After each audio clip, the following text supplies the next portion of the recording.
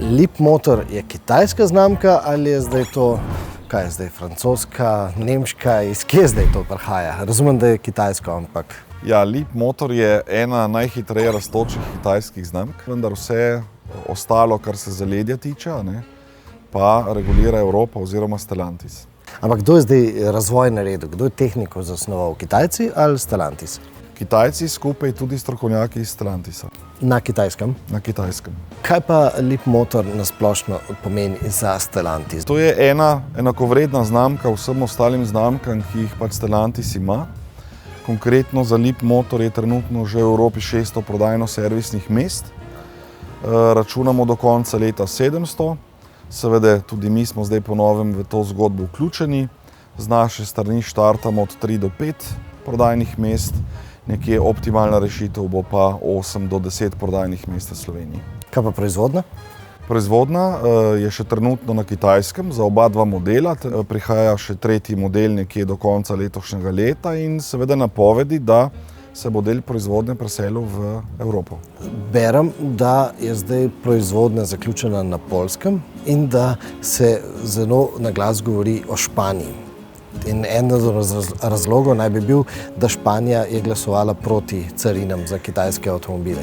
Slovenija je tudi glasovala proti, a imamo kakšne šanse tukaj, glede na to, da ste pri koritu, pri Stellantisu? Jaz zmeraj trdim, da šanse so, zdaj koliko bomo uspeli pridobiti na svojo stran je stvar druge debate. To, kar ste omenil, Poljska, Španija, to drži. Zdaj, kdaj konkretno bo do tega prišlo, ne vem, ampak mislim, da tam 3, 4, 5, 6 mesecev bi pa že lahko imeli prvo proizvodnjo v Evropi. Italija je pa verjetno veliko visoko na spisku, ne? Predvidevam, glede na to, da so res proste kapacitete v Italiji, sem kar za to, da bo ta proizvodnja tudi lahko tam.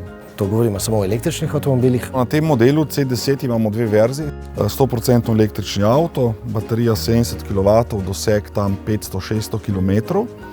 Lahko pa drugo verzijo, to je pa range extender, ki pa pomeni električni avto z generatorjem na bencinski pogon, pomeni pa baterija nekje okrog 150 km plus bencinski agregat nekje z rezervoarjem 50 litrov. To pomeni nekaj tistega, kar dejansko si želimo prav tukaj v Evropi, da smo malo neodvisni. Ja?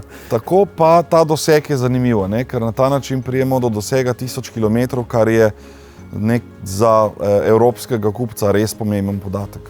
Strinjam se. Kakšni so pa obeti za naprej? Za letošnje leto so obeti nekje z Tamali, se pravi T03 pa s C10, računamo prodajo tam od 100 do 200 vozil. Za prihodnje leto bistveno več, prihaja še ta tretji nov avto B10, med njima bo umeščen v produktu in v velikosti in potem seveda bistveno više volumne. Tudi kakšne druge znamke? O tem je veliko govora, seveda mi smo interesenti in delamo na več projektih, tudi na drugih znamkah. Dejstvo pa je, da mi kot skupina Emil Frey brez 100% podpore tehnike, nadomestnih delov, servisiranja se v katerokoli znamko ne spustimo. Mi delamo z znamkami, za katere imamo res vso podporo, tako da lahko kupcu dejansko dostavimo vse tisto, kar kupcu pripada.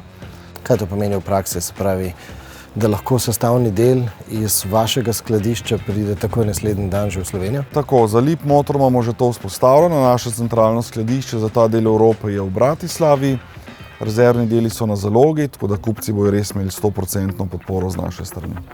Prebral sem novico, da je prvi mož Stellantisa, Elkann, povedal, da Evropa potrebuje nujno nek električen avtomobil, ki se bo zgledoval po bolj azijskih modelih. Zdaj tukaj je ciljal na K-Car, se pravi, čeprav razumem, to govoriva o avtomobilih, ki ne bojo kot AMI, ampak govorimo o avtomobilih, ki bodo dosegali višje hitrosti. A si prav predstavljam? Zelo prav. Mislim, da kolikor razumem, gre za avtomobile do 100 km/h. Dejstvo je, da mi v Evropi rabimo proizvodnjo. Osebno mislim, da je to en boljših takih projektov trenutno še, ki bojo dejansko zagotavljali več proizvodnje v Evropi in pa seveda produkte po meri kupca. To pomeni, da je ciljal na znamko Leapmotor ali še kakšno ekstra znamko. Jaz mislim, da kar na Leapmotor. Na kar na Leapmotor, seveda, bi bilo smiselno.